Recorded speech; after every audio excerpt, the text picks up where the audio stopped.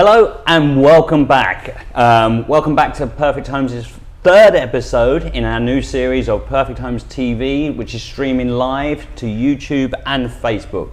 Okay, welcome back with me, Simon, and myself, Paul. Okay, today from a freezing 14 degrees here in Chiang Mai, well, not too cold, we are going to bring you one of our most sought after, well, most requested actually part of our series so far, and it's going to focus on frequently asked questions for people looking to rent a condo in Chiang Mai.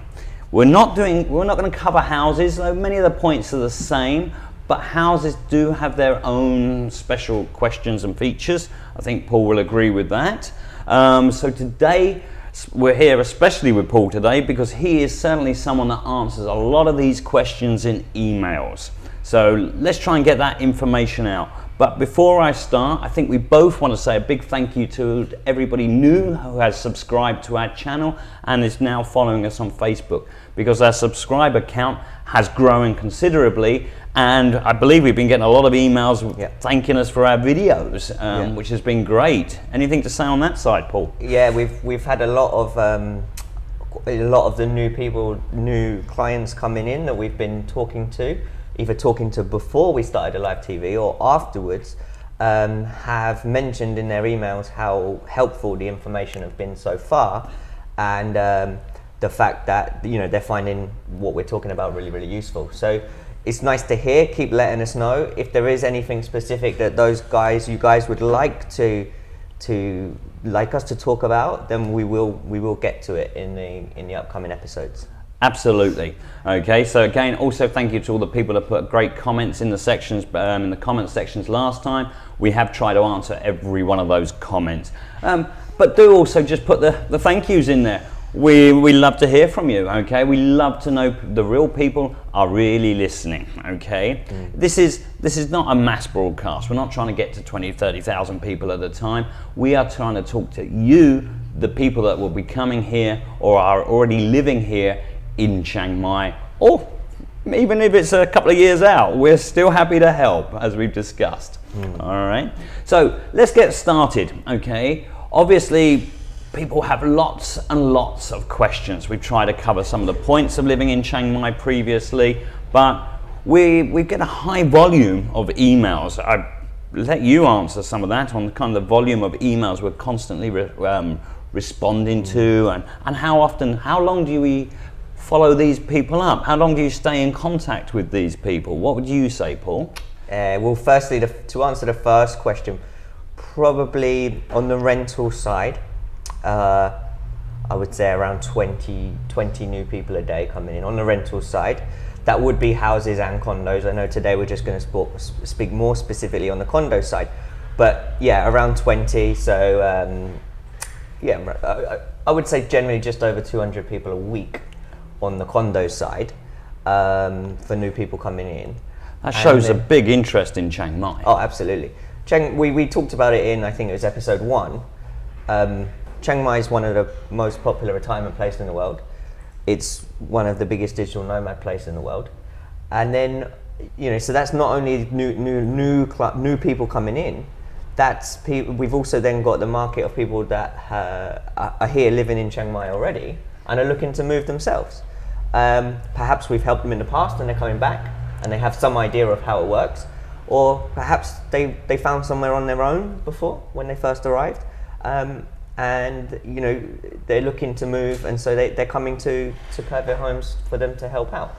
But there's a hell of a there is a lot of people interested in Chiang Mai. We've got emails dating back to some of our clients for 8-9 years. There's one guy we're still talking to, and I remember first emailing him 6 years ago. 6 years ago, and he's still talking about still not quite got here yet, but I won't say his name, but yes, it's 6 years ago, and one day I'm sure we'll get to meet him. Someone doesn't dedicate 6 years of their life yeah. planning on retiring or moving to Chiang Mai and then simply give up on it. Well, they might go down to the beaches, they might go somewhere else. You never know. Yeah. But we do endeavour to stay in touch. So that is a lot of people we're talking to constantly via email. And a lot of the questions are very, very similar a lot of the time.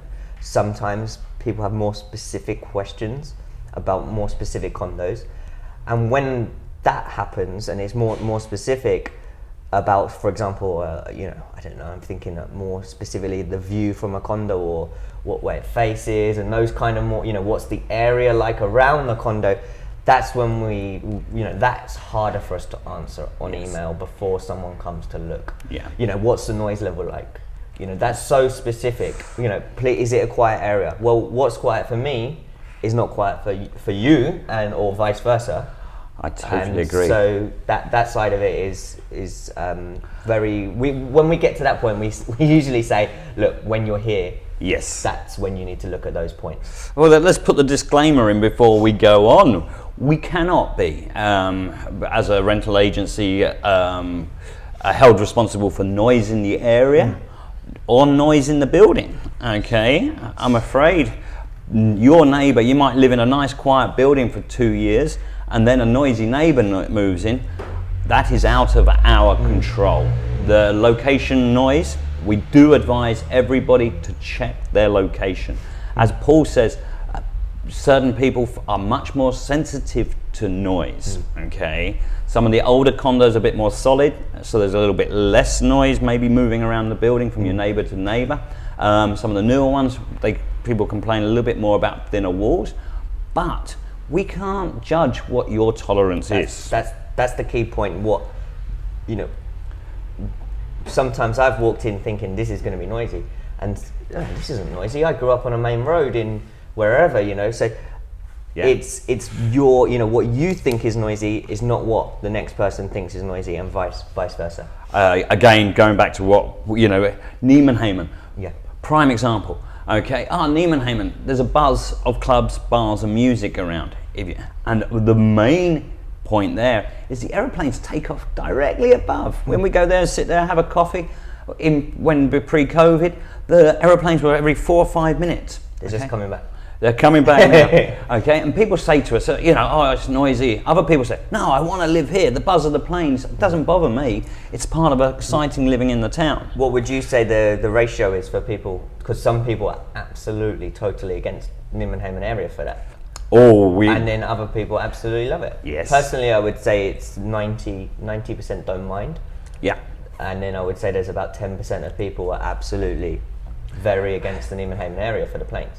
Please don't email us and say, I want to be on Neiman-Haman where there's no noise. Yes. It doesn't happen, okay? And we get that all the time. You move right off out of the flight path, right off out the way from the bars, and that puts you several K from Neiman-Haman.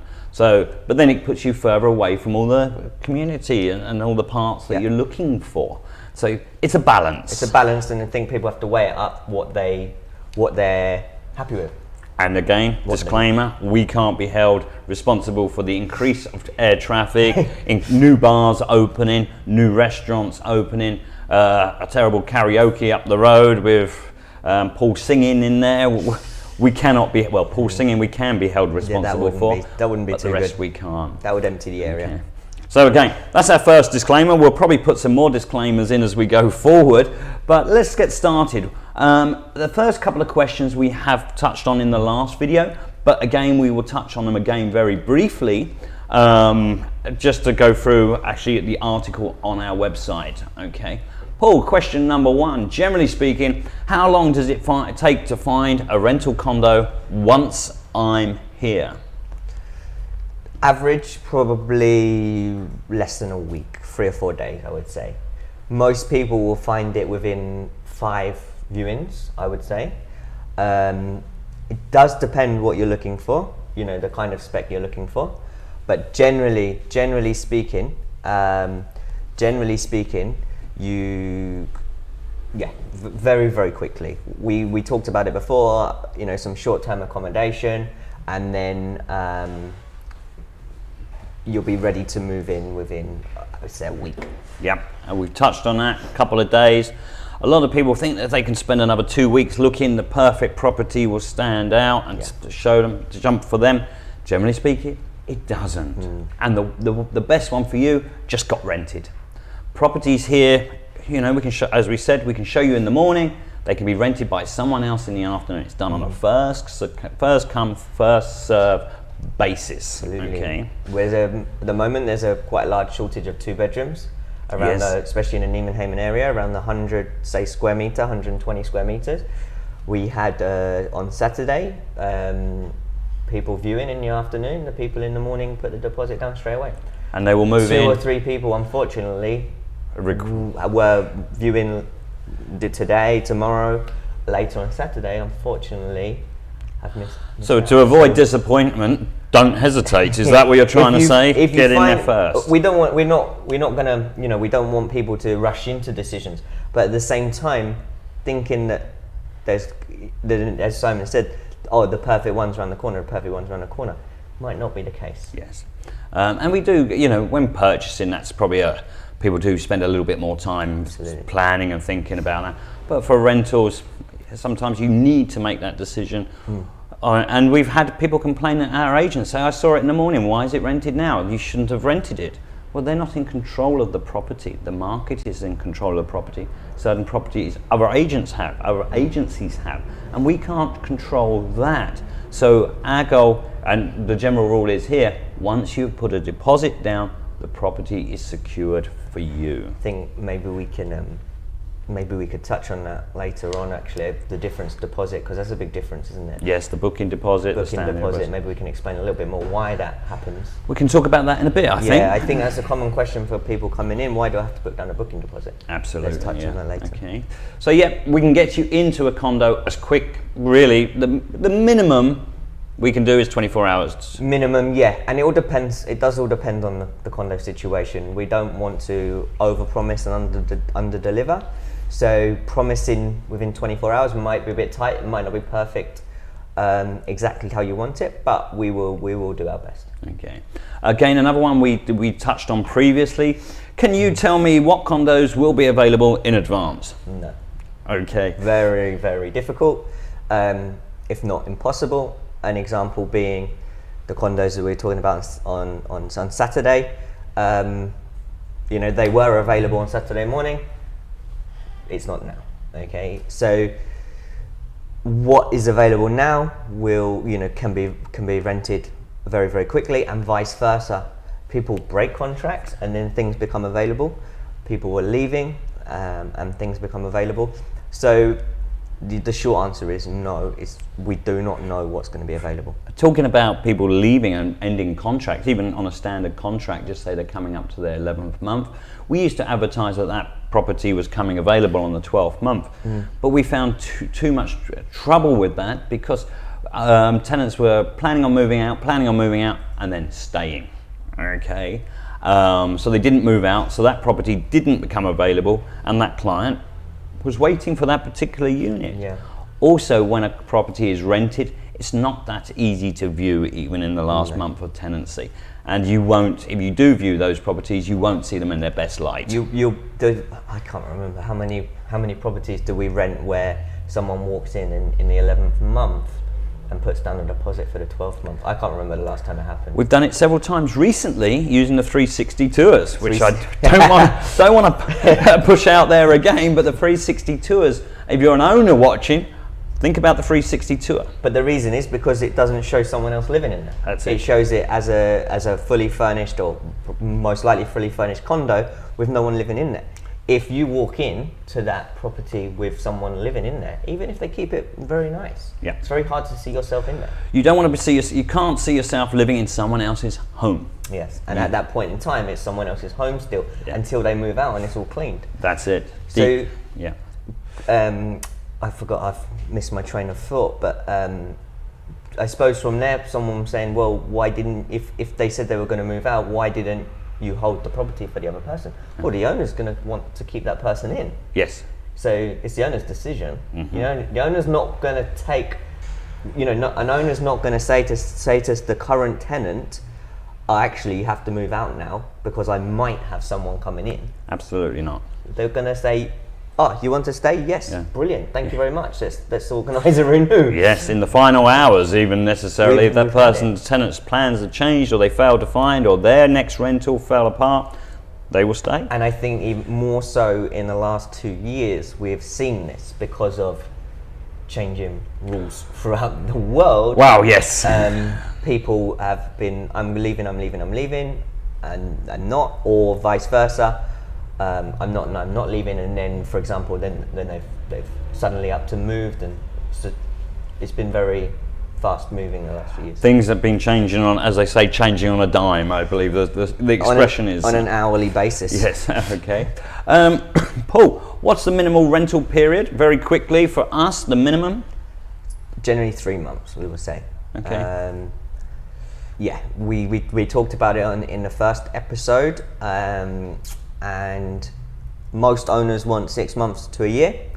So you will find that you'll have a lot more options if you're going for a year, signing a year agreement. But we do have some owners that will take a 3 month. For when you're signing for 3 months or 6 months, generally the rent will go up slightly. So the advertised rental rate that you will see on our websites is for a year. So if you wanted a 6 months or a 3 month agreement, the rental rate will go up. Totally. How much? Yeah. It all depends. Okay, so again, our focus is minimum of 3 months, but the maximum is an interesting question. What's the maximum rental rate length? The maximum generally we do is 3 years, because anything longer than 3 years needs to be registered at the land office as a lease rate on the title deed. There would be different laws and different tax rates required by the owner. So anything over 3 years needs to be registered. So generally everybody keeps it under the 3 year maximum. Okay. Longer leases can be done. There are methods people use, but legally it's a maximum of 3. If it's not registered at the land office, a 5 year contract is not valid. Okay. Okay, so generally 3 years.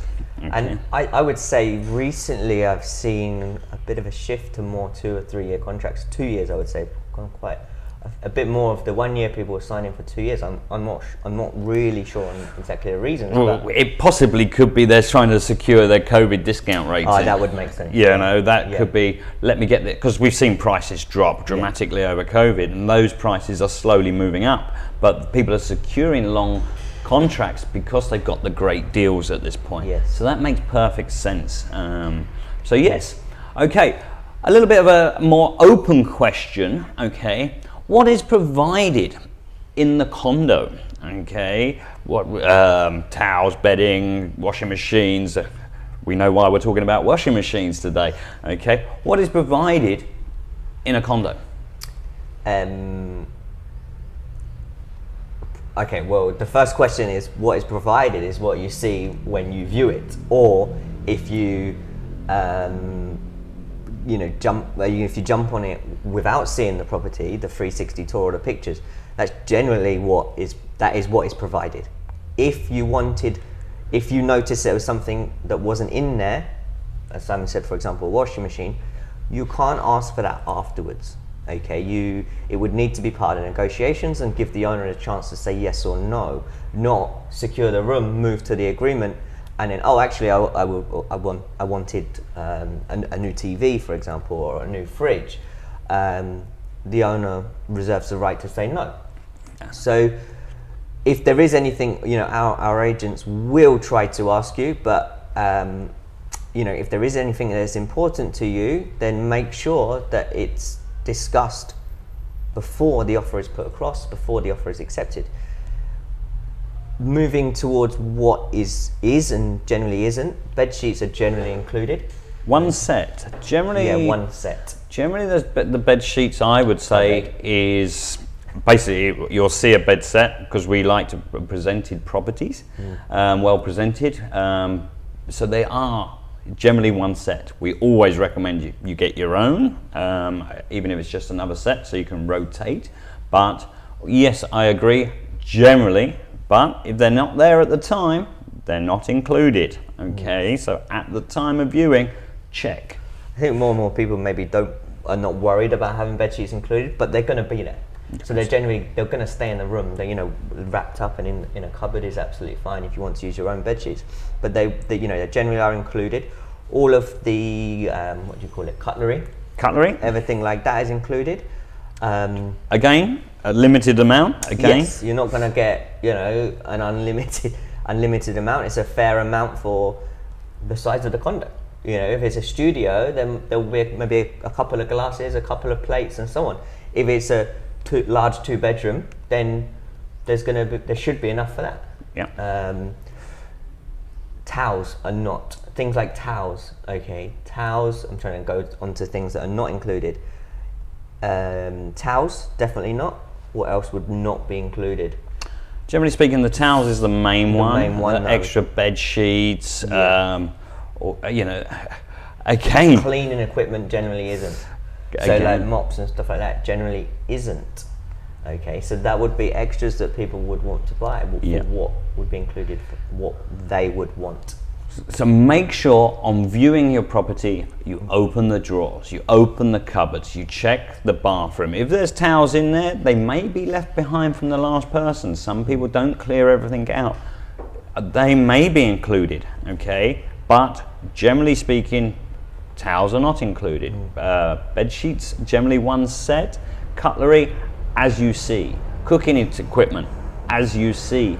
Washing machines.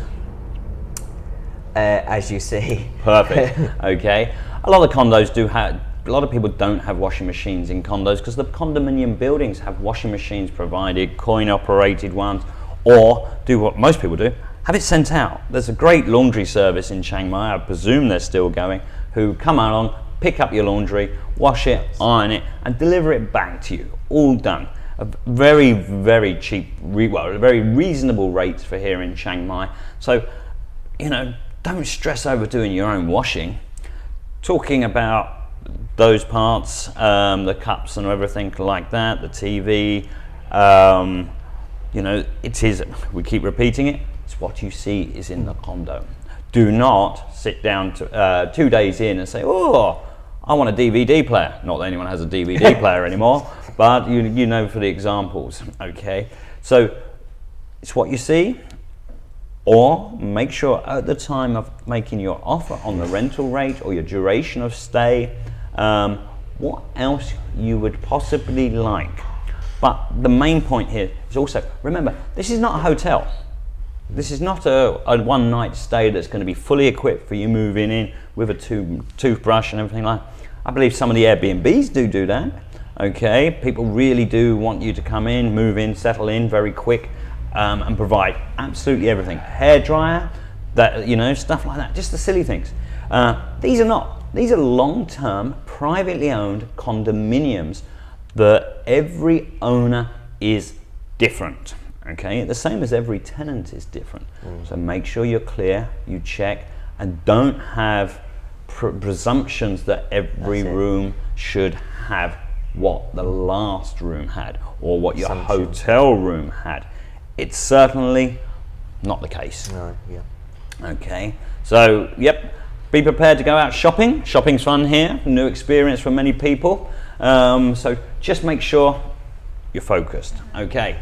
A very common question, which we did also touch on the last one. Can I keep a pet in my condo? No. Is this again a simple answer? You would need to look at houses, and that will be in a different episode. But no, there are very, very few pet-friendly condos. I believe there's 2 in Chiang Mai, and then the owners within those 99.9% will say no. Certainly the owners that we have will say no. So as soon as you email in asking, or you contact us saying, I need a condo, I have a cat, I have a dog, we will straight away ask you, is it a bad idea if we look at houses? Because we do not have any condos that we can offer you. Again, another one people coming from the West, they have service pets. That's, yeah. And they actually, in the West, they're exempt from many pet rules, okay? Yeah. Here, they're Unfortunately. not. You know, it's just Thailand has not caught up with kind of the service pets. You know, the jobs that they do, the work that these great pets do.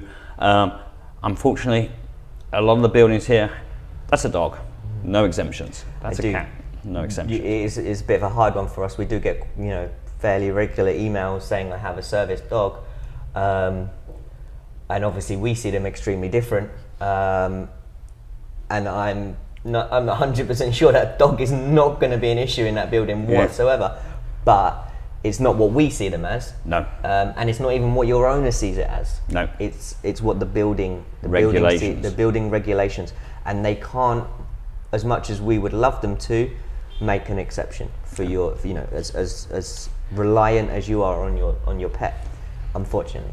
They have to follow the rules, okay, and that's what they do. And again, like I said, most of Thailand doesn't have any exceptions for service pets. I'm sure that would probably eventually they will. Eventually, I'm not sure when, but eventually. I believe so too. Okay. Not yet. All right. Another main question we get asked, because in certain places around the world, how much do we charge the client, the renter, for finding them their rental property? Yep. We don't charge anything. Okay. Perfect Homes is paid by the owner of the property. Okay. So when we show you different properties, and then you select the right one, that is all part of our service. Okay, so you are not paying us anything, and we, as I say, we're paid by the owner. We do our best to provide you as good a service as possible, but there are some things that we will be saying no to, and we'll be saying no because we know how the how do I say the system works, the procedures work that are the best for us and for our owners. Okay, as I say, we do try to provide the best service possible, but we can't always keep everyone happy. No. Pickups would be a big example. Something like that, please pick me up from my hotel and drop me back, and so on and so on. Help me move my bags, help me move my luggage. You know, we're not, and unfortunately, sometimes people say, well, I'm paying you. Unfortunately, you're not. Okay, and doesn't mean we don't want to say it in a rude way, but we're paid by the owner, and whether we find someone who needs someone to help them with their bags, or whether we need to find someone who's a bit more independent and can move the bags by themselves,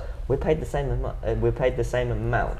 Yeah. Okay, so we provide the best service possible, but we do reserve the right to say no on certain. We offer the points. equal service to everybody. Okay. Yes. And recently, you know, pre-COVID, we did do a lot of pickups. Okay, pickups, show around, take back. But currently, that service is suspended.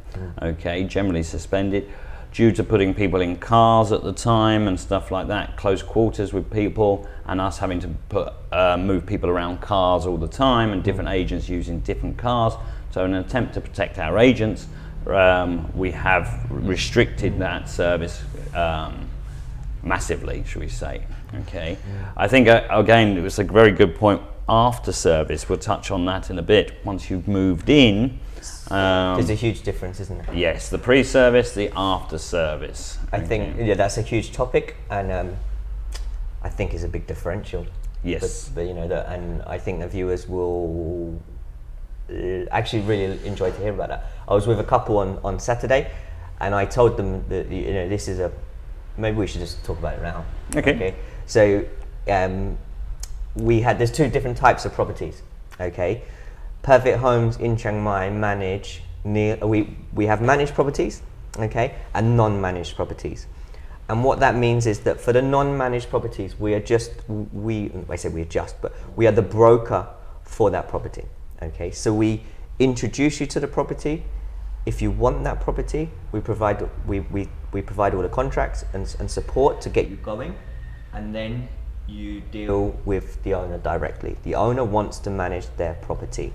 The owner makes the decisions on that property. So you communicate directly with the owner. So after that checkout, you know, we're not saying we're not around at all. Check-in, sorry. After the check-in, my mistake.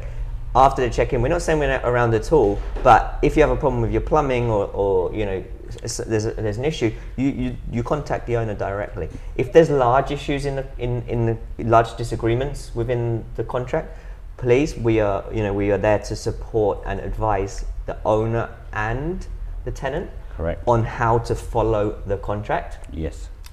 And we are there again at checkout to make sure everything's done as smoothly and as close to the contract as possible. Exactly that. We're very, we're in the middle, we're independent, but if we saw something that was being extremely unfair, we would advise no. Doesn't happen very often at all.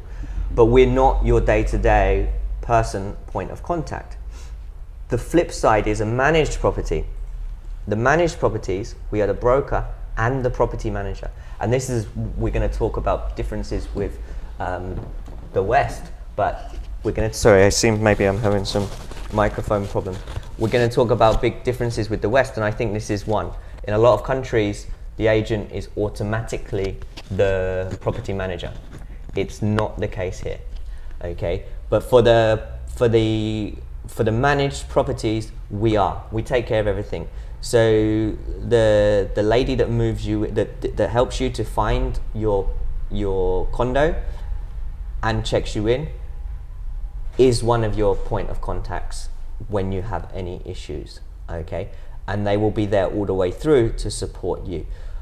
More and more people are choosing that. Yes. And once we explain to people who are looking, this one's not managed, this one's managed, 95% of people go, I want the managed one, because they can see our reputation, they can see that we do our best to take care of people, and that's a benefit. The lady said to me on Saturday, well, that she's actually renting a house here already. She deals with an owner. She said the owner's been absolutely fantastic, provided all the support necessary. She still wants to move to a Perfect Homes only managed property because she wants to deal with our agents, because she sees the level of service that we try to provide. We're staffed up to try our best to get a tradesman and everybody into a property as quickly as possible, and we have the phone network of calling anyone that we need within a building and anything like that to deal with an issue in a very timely manner. Okay, so it does make sense for tenants to choose a managed property, but remember, if you're in a non-managed property, we have no power to call a plumber. We're not allowed to call a plumber. We're not allowed to fix a problem. We have no rights to fix any issues within that condo. So our hands are tied. Even if we want to, yes, people say, oh, you can call the owner. Okay, so I tell you what, you call me, I'll call the plumber, I'll call the owner calls the plumber calls the owner back saying at 9 a.m. the owner calls me back telling me 9 a.m. I call you back telling you 9 a.m. You say, I can't do 9 a.m. The whole process starts again. It is an absolute nightmare if we have no authority to take care of a problem. And then guess who you blame? Us. Well, yeah, or our agents. Yes. So we don't, for non-managed properties, we cannot be assistance for fixing any issues within the property. I think that's a fair way of putting it. Yes. Okay. We've got a bit sidetracked, didn't we? Yeah, I think that will be a whole new one, managed versus non-managed later on. Okay, Paul, very quickly, very easy. What kind of documents do I need to rent a condo, and what visa? So you don't need any specific documents, any specific visa. Any visa, as long as it's valid, is absolutely fine. But you do need to provide your passport and show that visa, because the owner of your property is legally required to do the TM30. Okay. What's the TM30, Paul? TM30 is a government regulation whereby every foreigner living in Thailand has to be registered to a certain property. So within 24 hours of you moving into the property, the owner by law has to register you at their local immigration office. And to do that, they require your passport, which obviously is always on the contract, your visa and your TM6. Is it TM6? I think the white card, entry card into Thailand. So that's all provided to the owner upon check-in, and then it's the owner's responsibility to register you, the tenant. If there's more than one foreigner, 2 foreigners in the property, then they need to register everyone and then provide those documents back to you in case you are asked for them at any point during your stay in Thailand. If you move residents, then when you move, then you'll be a new TM30 will be done for you there. Okay, yeah. So basically, a valid passport, a valid visa. Yeah. The rest is very simple. Okay. Okay. If it's expired, some people say, well, it's expiring next week. That doesn't matter. It's the tenant's responsibility how they renew it. You could sign for a year with a 2-week visa. Yes. Okay. But if you couldn't get a renew for any reason, you couldn't ask the owner to let you out of the contract. No. That would not, it's your responsibility. Your visa is your responsibility, and it has no bearing on your contract at all. Okay, very good. Okay, what do I need to supply you with? Some character references? Do I need to write you a big long 2-page email telling you how good a tenant I am? We get that quite a lot, and we get large, long emails describing how you're a fantastic tenant, you've never been late on the rent, and so on and so on. You can provide references and etc.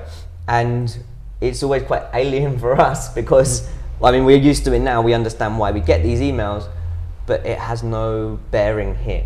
No. There is the systems here. There isn't systems set up for reference checks. We deal with so many people. Say, why not? We say, well, there's so many nationalities and so on and so on. The whole rental system is not set up, and it's actually a lot simpler. Yes. Hence why we can move people in so quick, and so on and so on. And once you find the right property, you're in within 3 or 4 days.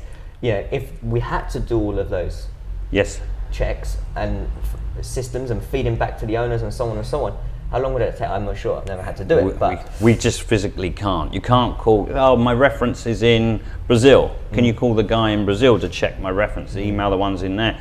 What, we're going to wait a week for them to respond? And then they just tell us they can't read it because it's in English or Thai or so on. So reference checks, to be open and honest, I'm not saying it's the perfect solution, but they're not used here. Okay, you will be judged on you as a tenant and your ability to pay the rent and so on. If you've got the deposit, and it's a 2-month deposit, and maybe we'll come on to that because that will bring us on to the 2-month deposit. So if you have the 2-month deposit ready to go and you can pay your first month's rent, and there's no large red flags at viewings or anything like that, I suppose would be polite to say. If that is the case, then you will be able to rent a property. Yep. Okay. Just maybe we go on there. A lot of questions we get is about I just mentioned 2-month deposit. Yep. Let's focus. That's a good point. Let's move on to the deposits before we move on to the contracts, because there's 2 steps to the deposit. Yes. There's firstly the booking deposit. If you've seen a room that you like and you want us to hold, or the owner to hold that room for you, the booking deposit. What's the booking deposit? So the booking deposit is, and I think this is a little bit different as well. We talked about the credit checks and the references as being different to other countries. I think this may be a little bit different too. But a booking deposit is basically your commitment that you are going to move forward to rent that property from the owner. Okay. So once you say, yes, I would like this property, we need to let the owner that we let the owner know that we have someone ready, that we're moving to contract. Yes. Okay. So it's a step to show, and we don't want to say people aren't serious if they say yes, I'm ready, but there's generally a little bit of time between the deposit and the contract being ready, depending on when you want to move in. And in that time, other people will be looking at a room. The owner might have it with other agents. It might be a managed property. We don't necessarily know, but we need some kind of commitment to show that owner we are moving to a contract. We have someone who is looking to rent your room. Okay. We then produce the agreement as quickly as possible. Okay. Yeah. We can send draft agreements if you really wanted to see obviously the kind of contract that you'll be renting. We send it. We can send it before you even start looking, in case you had any questions on the agreement. We have that. That's no problem at all. Okay. But we will ask you for a booking deposit. And some people say, look, can I move to the contract first? The reason we don't recommend doing that is because if someone walks in 2 hours later and is prepared to put down the booking deposit, who's the owner going to take? That's exactly it. The person that's going to make a commitment and move forward, or the person that's still in the decision stages. Yes. From an owner's point of view, I know which one I would take. Because with no commitment, it's also possibly saying that they're looking at other properties. Yeah. Okay, oh yeah, I really like this one. Can you send me the contract? I'll get that one. I'm going to look at 3 or 4 more. It's all fair. We're not saying that, but no commitment. There's not. Why would the owner need to commit to you if you won't commit to the owner? Yes. Okay, I think it could be shown as called a good faith deposit and everything like that. Yeah. But it's generally non-refundable unless there is a major twist or turn. The way I explain it is, if you're then sent the contract a day later, 2 days later, and you said absolutely fine, no problem at all, and then 4 weeks later you for any reason whatsoever said, actually I can't move in, or I'm not moving in, or I've changed my mind, that deposit is non-refundable. Yeah. If you got the contract a day or 2 later and you read it and you went, no way in a million years I'm signing this, or you said, well, I'd like the owner to change this, this and this, and the owner rejects it, that deposit should come back to you. Well, again, if those requests are in a fair nature, okay, it's not just I want to change the whole contract, a standard listing standard contract. No, but if it broke down at contractual stages, yes, very, very quickly. But if the property was misrepresented, I think, and vice versa, or the tenant was misrepresented to the owner for whatever reason, or major terms and conditions have changed by the owner in that stage, yes, I believe that would be a fair cause for the booking deposit to be returned. Yes, it's only then been off the market for a day or so. Yeah. It's not as no one's trying to steal booking deposits. It just needs to be fair. Okay. That brings us on to the main deposit. Okay, in the US, I believe they have a deposit system which is the first month's rent, 1 month's deposit, first month's rent, and last month's rent. Different countries have different rules and everything like that. Here, it's quite simple. What is it, Paul? It's 2 month deposit. 2 months security deposit. 2 months security deposit, and which is generally equal to 2 months of the rental rate. I don't mean your deposit is ever used as rent. In fact, it's not. It will never, and it will say that in the agreement, it will never be used as rent. But if your rental rate is 10,000, then you're going to pay a 20,000 baht security deposit, and then 1 month rent in advance. So you always pay the rent in advance. Yeah. At the end of the agreement, when you check out, everything's okay. Your security deposit will be returned to you. Generally, there's some cleaning costs and everything, cleaning costs, bedsheets cleaning, which is all stated very clearly in the contract that you signed. But your deposit, the 2 months will be returned to you. So there's always the booking deposit, and then upon check-in or signing the agreement, another 1 month is paid, and your 1 month rent in advance. And one very, very common question we get at the moment is, well, I've seen the new law, I only want to pay 1 month deposit. And unfortunately, people misunderstand this, and I think it's quite regular. All of the information that you will see on that, if you carry on reading about this 1 month deposit, you'll see there somewhere it says only if you own 5 or more properties. We have that article on the website. Okay. The 5 or more properties, or the general situation is actually designed for serviced apartments. It's much more designed for serviced apartments to bring those rules more into line. Okay, so generally speaking, a serviced apartment is meant to, by law, take only 1 month's deposit. They used to charge very high electricity rates. Our rates are government meter rates, and it was just to bring those into line.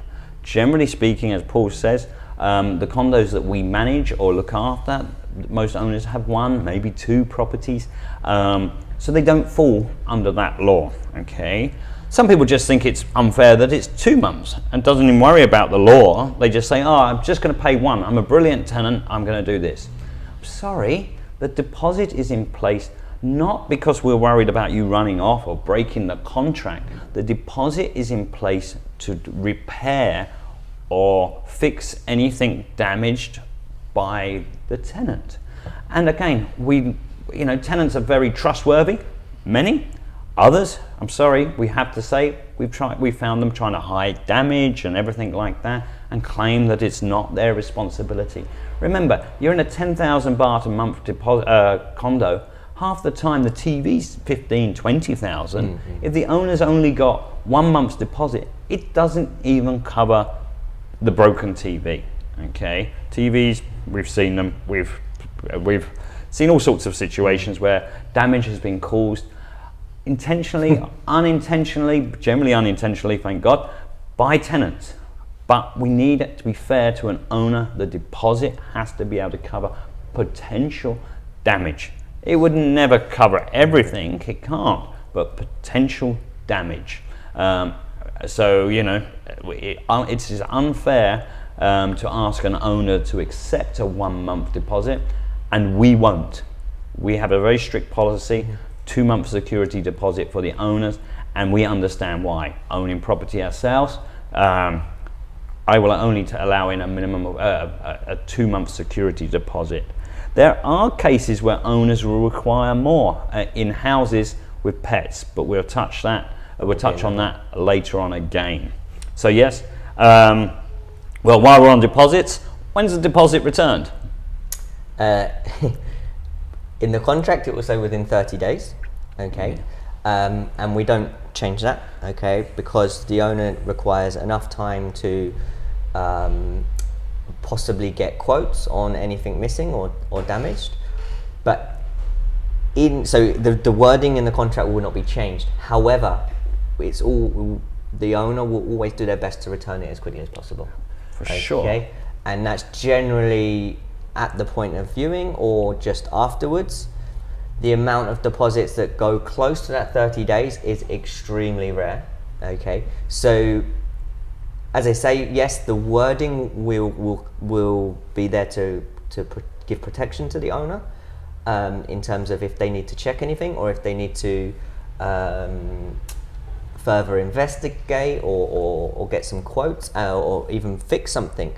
But in real life situations, the deposit is returned very, very quickly. And we've got another article. We spent a lot of time developing our site on how to ensure your deposit is returned as quickly as possible. And we will focus on that in another article, another episode of this program. But there's lots of ways to ensure during the tenancy and at the end of the tenancy, your deposit is returned as quickly and as swiftly as possible. Would you agree, Paul?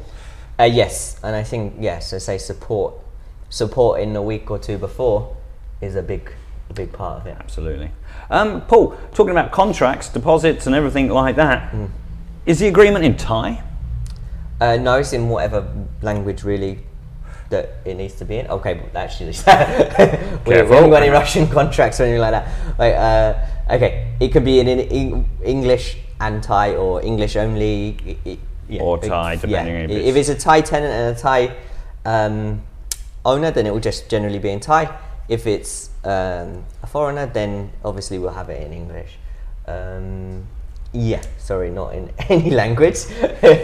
But contractually, law in Thailand states it can be in any language, not that we provide them, because as long as it's in one language only, that language is legal. Okay. And what happens when it's in two languages? If it's in two languages, shall we say if it's in Thai and English, Thai will always overtake any other language. So the Thai is the predominant language for contracts. Yeah. Okay. But our contracts come along with with a contract and an inventory, picture inventory. Very important. Very, very important. We take pictures. We used to make a list, one chair, one this, one, and that was just a nightmare because there's a new chair or a second-hand chair which never was there. Now we take pictures. All the damage can be spotted in a condo quite easily. We take pictures inside most cupboards and everything like that. We have very few issues. Okay. So once you're in, who do you pay the rent to, and by what method? Okay, so you pay the rent to your owner essentially, but it can be done if it's a managed property. You pay it to Perfect Homes, who then pass it on to the owner. Okay, or if it's non-managed, it will be direct to your owner. And the bank details are always in the agreement. Okay, they're always clearly stated in the agreement, and you can do a bank transfer for that. Some people even do it internationally, and they send it, say, 5 days before their rent is due, so it arrives before it's due. Or you can go to the local bank and pay it in. You can do. Most people have bank accounts set up. You can just do a simple transfer for that, but it's essentially to your owner. Okay, yep, or the management company or to the be management announced. company. Okay, and then we distribute it to the owner. Okay, we're actually flying here. We've got a lot more questions, but we're going to have to skip a couple, or we're doing episode 2 on the same point. Very quickly, Paul, generally, besides the rent, what other monthly bills or annual bills are there required? Well, there aren't any annual bills for tenants. The annual bills are 99% of the time onto the owner. So Common area fees. The maintenance fees to the condo. So they're always onto the owner unless otherwise stated clearly in the contract. But 99.9% of the time it will be onto the owner, so you don't need to worry about that. You will have electric, which 99% of the time is government rate, which is just over 4 baht a unit at the moment, right? Correct, yeah. So you will pay the electric, and that's put into your, what they call it, letter box in the condo, or sometimes there's something outside the door of your condo or slipped under the door, but you receive the electric. You then have water. Okay, water's dependent on the condo, but generally most people's water bill comes in, what would you say, estimate 300 baht? A couple of $100 baht. Yeah. Unless you're in a big house, watering gardens, but condos, more, a few $100 baht a month on water. Yeah. A lot less than $10 a month on water. Everyone says, coming from the West, how cheap the expenses are here, right? Yes, sure, yeah. In terms of rent and in terms of the kind of monthly electric, water and so on. You then would have the choice if you wanted internet. Mm-hmm. Some buildings have a shared Wi-Fi. They're generally cheap. But are buildings getting away from that, would you say more? I would say less and less buildings are providing Wi-Fi because of the problems, speed issues, everybody logging on at once. And to be honest, we're going to update this article. We recommend you get your own. Yeah, I'm seeing it less and less now. Buildings that used to be 300 baht a month option, and you'd get a code, but it would be shared by everyone in the building. So most people don't take that option now. Most people will want to install their own internet, and you have a choice. Different buildings, some you have a choice which provider you go with. Some you don't have a choice, and you have to use the provider that I imagine has an agreement with that building.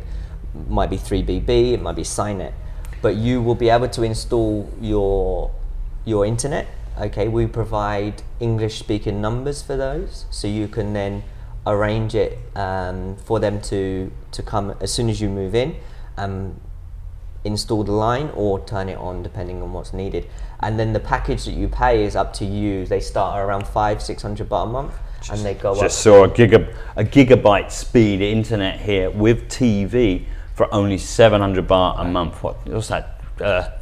$20 with TV. With TV is included. I was going to say, yeah. So because the other point, okay, so you've got your internet. Then some people want a TV service, right? Yeah. And again, then that's okay. Before we forget, generally speaking, in the rental contracts, the tenant is responsible for cleaning the air cons every 6 months. Yeah, so that's very different, I would say, probably to what, I mean, I hear that it's different from what some people say to me. And some people do question, there's actually a few kind of common questions that we get from the contract, which is the cleaning at the end, the air cons, right, and the bed sheets. So maybe if we answer all three, because it's 10 years of experience of why we have these costs in the contract, right?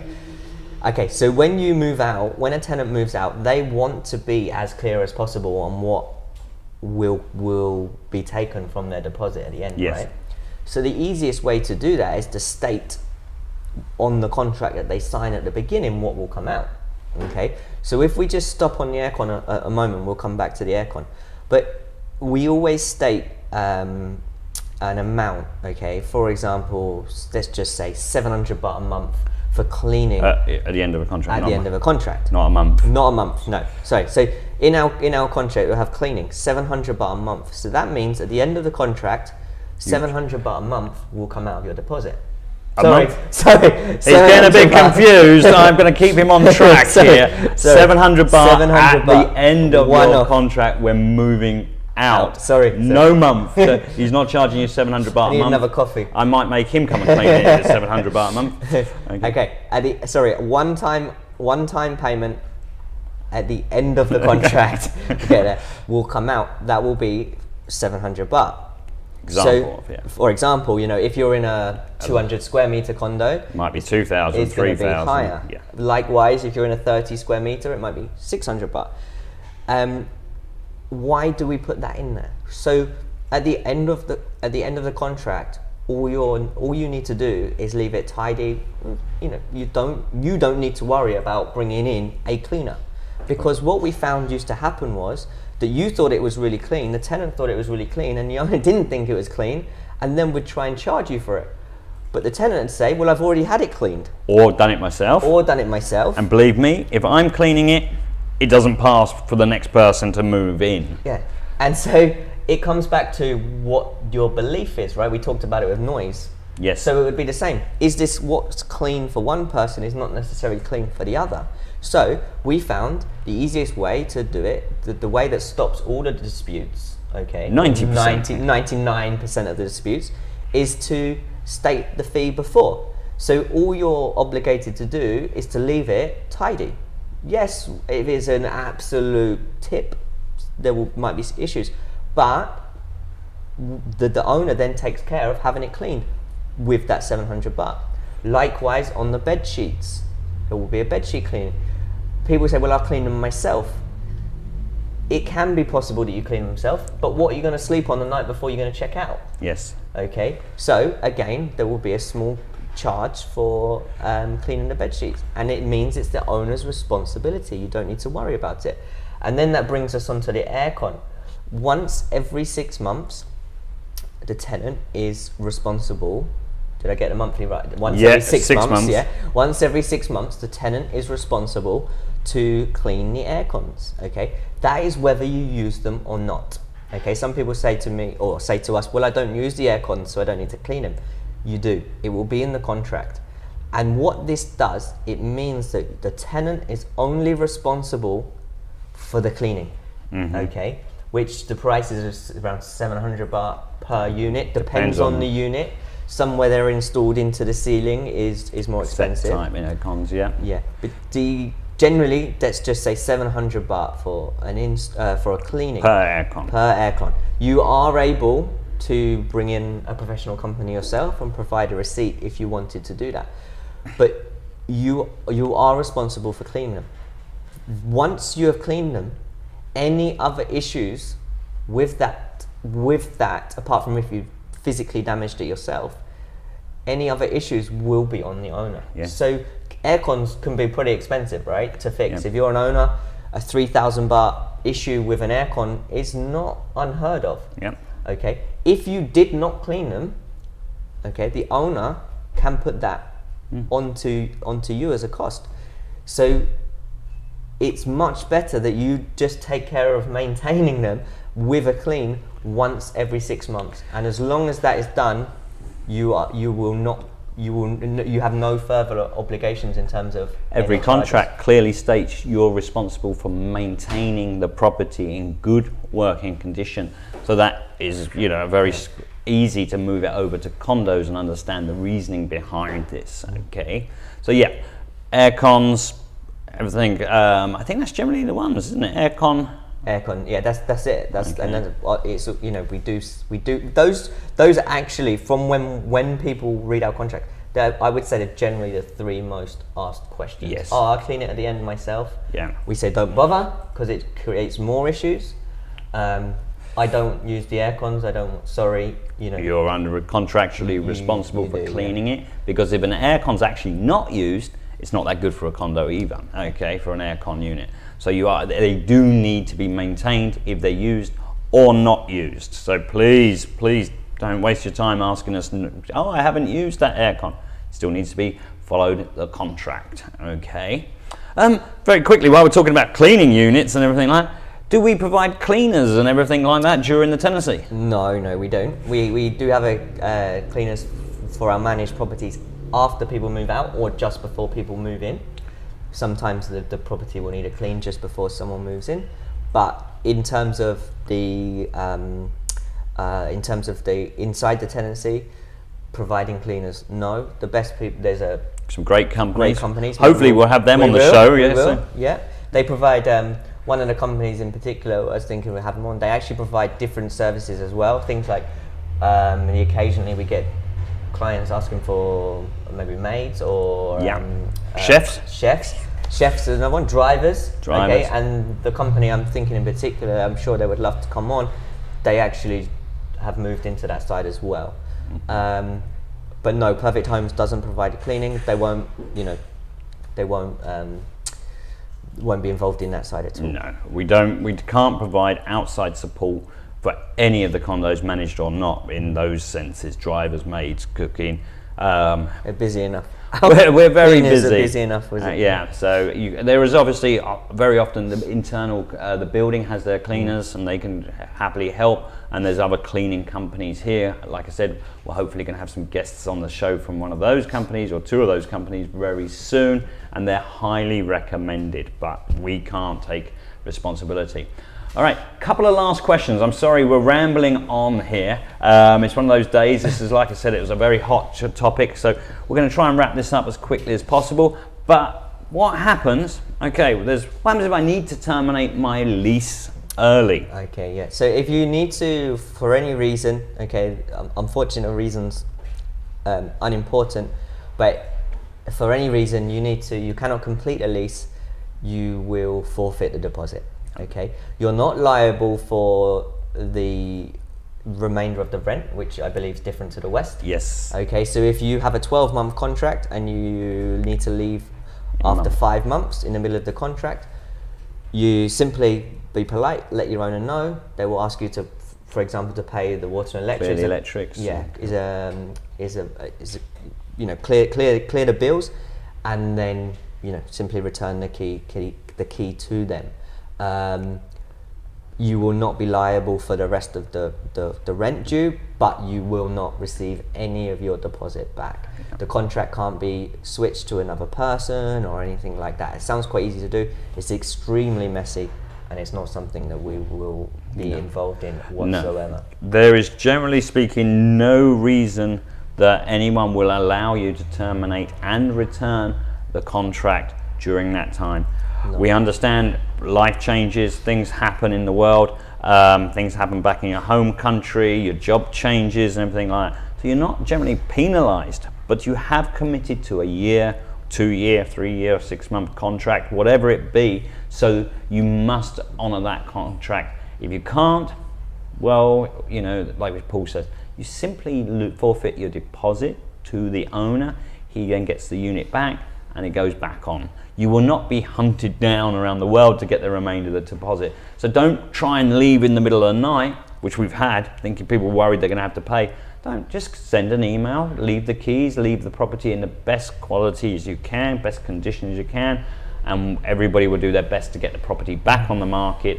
And also, don't forget, the politer you leave, easier for it is to come back in due course, okay, for whichever company, stuff like that. So it helps your future returns. We've had people in the past that have left maybe not so good terms, and then a year later they email us, and sorry, that would be a bit of a reference. There is a blacklist here. Okay, there is a blacklist for tenants, and it's shared between all agencies for tenants that have caused a lot of problems. Problems. You don't get on there easily, do you? No, you don't get on there for simply breaking a contract. No, okay, you don't sit there for simple reasons.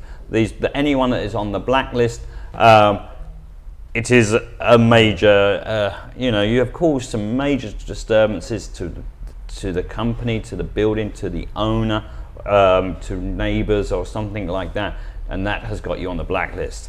We do maintain that blacklist. I'm sorry to say, but it's there. Okay, everything's going great, and I want to stay in my condo. Before we go on, is the price going up? Maybe. But generally no. Okay. Generally no. Okay. Generally, the owner will be happy to keep you in on the same terms and conditions.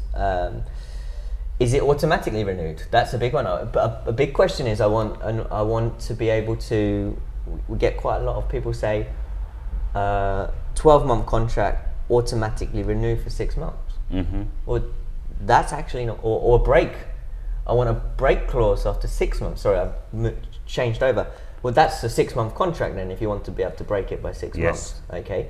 And here in Thailand, there is no contracts that is one-sided. So the tenant can break it, but the owner can't.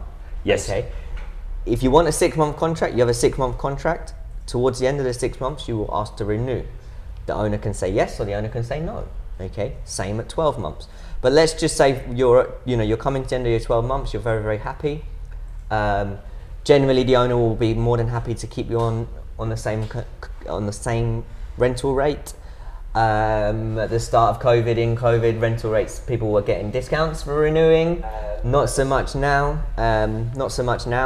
Okay, they have steadied out slightly, but people, let's just say most owners, as long as you haven't caused them any problems within the agreement, are more than happy for you to renew. It's not automatic. You need to contact Perfect Homes and let us know. And we would then provide. That's generally done around 10.5, 11 months.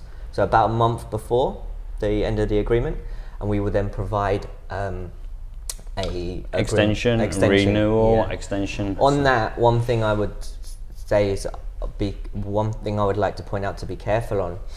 We had a case recently, and it has come up. Owners are well within their rights, okay, to offer you to renew directly with them at the end. Okay. But beware. Yeah, and so there is nothing wrong. They're not doing anything wrong. They offer you to. They've come to the end of the year. Everything's been fine, and they say, look, would you like to renew? If you renew directly, I can offer you a discount, for example. No problem. Perfect Homes has no issues with that. But what we will do is make sure that both the owner and the tenant fully understand that from the end of the first agreement, Perfect Homes are no longer involved. And your prior terms and conditions are then expired, and also your inventory will be expired. We would then advise you to take a new inventory for that property, okay? Because that inventory that we provided was tied to that contract, the original contract. We won't be at checkout. We won't be at checkout. After the first original contract, when people realize this, or when they have an issue, I signed with you originally, but then you signed directly with the owner afterwards. A contract and the responsibilities terminated. When you did not renew through Perfect Homes. So if you're anyone that worries about service, or I was speaking to a guy the other day, and he said, "It absolutely will not. I only want to renew with Perfect Homes." He's had no issues whatsoever, but it's peace of mind that a reputable company is there for him at the end, just in case he has any issues. Yeah. And we said no problem. His owner agreed, and the renew was signed. So if that's something that you maybe would bother you, then you know it's always safest to tell your owner no, you would like private homes involved. That's it. Okay. I think we've got a little bit of a problem. We've been chatting on for a long time now. We've actually gone for our longest one, and believe me, we could probably go on for another hour on this one. Okay, so at this point, this has been a big topic and we haven't covered everything. There's still more. So we're going to update our article on our website, which the link is going to be in every place we post this video, on the FAQs. Please put your comments anywhere you like, and we might, we will do our best to answer them, as we always do. So I apologise from Paul for rambling on and giving us loads of great. No, it's great. It's great. Great. Going easy there. Great information, which is very, very important. Please watch the entire video. Send it to anyone else you know out there, because there is a few warnings in there and a few nuances of the Chiang Mai market, and watch it before you come, so you have a better understanding of when you're talking to us and our agents of the reasons behind each point, the reasons behind the Aircons in there on the contracts, the reasons behind we don't recommend you do this, or we don't recommend you to move to there. So make sure you watch the entire video, and if you still have any questions on this, make sure you get in touch. All right, any last points, Paul? No, just if there is any questions, any points that we touched, I mean, we went in quite deep on a lot of them, but if there was anything you wanted us to, that you didn't agree with, or you wanted us to explain further why that's how it's done, feel free to let us know in the comments. And if you have any further questions, please again put them in the comments, and we'll be happy to answer them next week. Also, we do love to hear the differences between here and your country, whether it's America, England, UK, Europe, anywhere like that, Middle East. We've got clients coming over. Asia has a lot of different condo rental rules. India, they only do 11-month contracts or 2 years. The 11-month is because you hit different laws and stuff like that. So any of those little quirks to your country's rental rules and places like that, please do let us know. We love to learn. Okay. So I think for today, it's a thanks very much again for watching, and I look forward to seeing you all again next week. All right, and it's a big thank you from myself, Simon, and we'll see you again next week. Please make sure you hit that like and subscribe button and add those comments today. Thank you very much, and a Sawadee Cup from us. Thank you.